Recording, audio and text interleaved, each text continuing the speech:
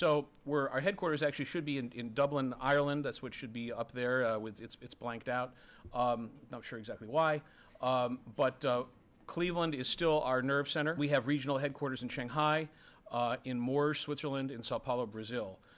And we have actually about 100,000 employees worldwide. About half of our sales occur outside the United States. Okay, so if you think about Eaton now, 50-50 inside, outside the U.S. Most of our employees are outside the United States right now. I mean, of the 100,000, I would say probably around 70,000 are outside the U.S. So, and we sell into more than 175 countries. So, certainly a complex organization. In 2014, this is a rough breakdown of our sales and the areas in which we play.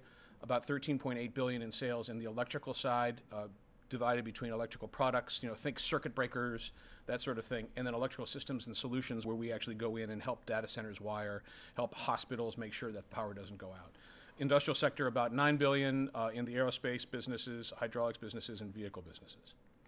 What is our charitable philosophy? So I have to tell you, I'm coming into this relatively new myself, right? I've been the Deputy General Counsel over at Eaton for 9 years and supporting the industrial sector, and I really hadn't given this much thought. And frankly, as I started to read up on my new job, right, what's the standard out there? How do companies approach charitable giving? One of the things I realized is that a lot of companies have themes, right? They have STEM education as a theme. They'll have, engineering focus as a theme. They may have environmental as a theme. We actually don't have subject matter as a theme. What we actually have are employees as a theme. And that's really, really important. I think it's a really interesting fact that distinguishes Eaton from some of our peers. Our grant dollars follow our employee engagement, okay? And it's an important reason for that, right? When we follow employee engagement, what we're doing is we're telling our employees not only do we think it's okay that you get involved in nonprofit organizations, but we expect it and we'll support it. So we don't want our money simply going to an organization. We want our money going with an Eaton employee, an Eaton executive to an organization so that they're on your board, they're the chairman of your governance committee or your finance committee, they're actually taking an active role in what you're doing, and that they feel invested. Right? So this is not about a name on a resume. It's not about a name on it's really about real, true involvement. And we think we get a couple advantages from that. The first advantage we get from that is employee retention. I think, especially with millennials coming into the workforce, you're looking for a sense of mission here. You're looking for, if all we do is make pumps and circuit breakers, it's not going to be a compelling story to retain, retain any of us, right? But especially our millennial generation. We come to them and say, look, we support what you're doing in the community and we'll follow it with our dollars. And we hope that when the headhunter calls and tries to lure them away to one of our competitors, they think, yeah, I like being on this board and I really appreciate what Eaton's doing to support me in that effort. And then number two, I think the employees benefit from the experience, right? I mean, being on a board, being in an opportunity where they're able to see some of the issues that you see on a day-to-day basis, the governance challenges, the personnel challenges, the interpersonal friction, all of these things that are management skills that translate very well into the private sector, they have an opportunity to engage in. And so that's a positive thing as well. And then finally, I think we get more of a return on our dollar for it, right? I mean, if we just write checks, that's not maximizing our investment. When we follow it with an executive, I think that really says something a little bit more robust and more lasting. Our local facilities have a lot of discretion as to where they give funds. So, we've got facilities in Pittsburgh and Raleigh, North Carolina.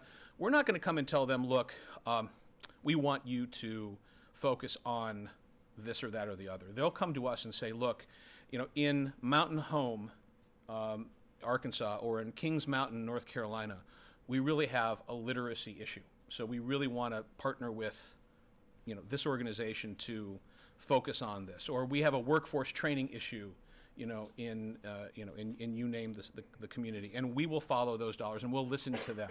Are those of you here familiar with BVU? So you know how BVU does the matching, where they do an executive match with. We do a little bit of that ourselves. So we keep an ongoing list of nonprofits that are interested in having Eaton involvement. And so if you are interested, the best way to do this is to call me.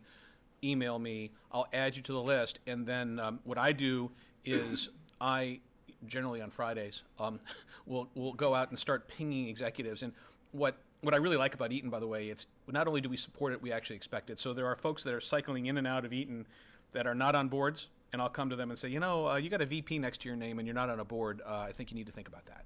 And we'll push them into the community. So then they'll say, okay, well, what is there out there?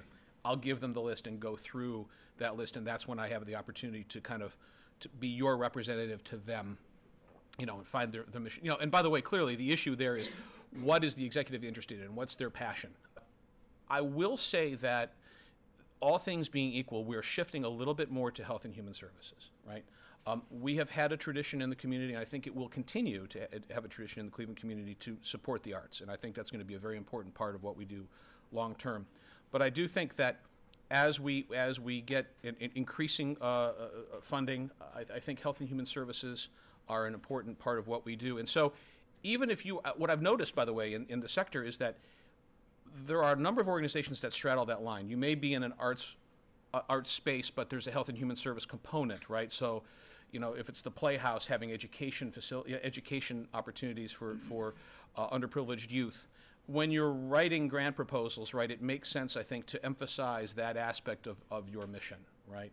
And the health and human service, societal impact of the arts, which is not inconsiderable, it's a pretty large impact, highlight that. So we think we've talked a little bit about the benefits there. So this fact really kind of blew me away. Employees at Eaton Center serve on more than 90 nonprofit boards in Northeast Ohio alone, which is pretty amazing. By the way, we do not sponsor events. That's the one thing that you probably have seen. You know, we get, and it's over 90 nonprofit boards. I'd be filling tables all day.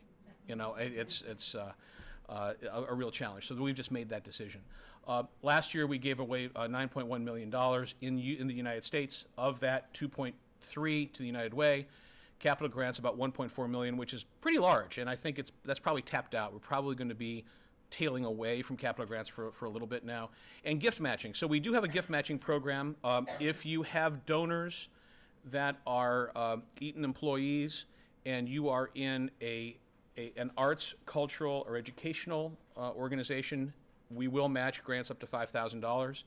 We do not match health and human service grants, though, because the philosophy is that our United Way campaign match is the match there. So if I'm an employee and I want to give to health and human service, we're really trying to guide that through United Way, and we as a company match 50 cents on the dollar what they give. Now, I've heard folks talk a little bit about that, and I think it's something that we're going to continue to focus on, because United Way is just so important. They do such a good job in the community.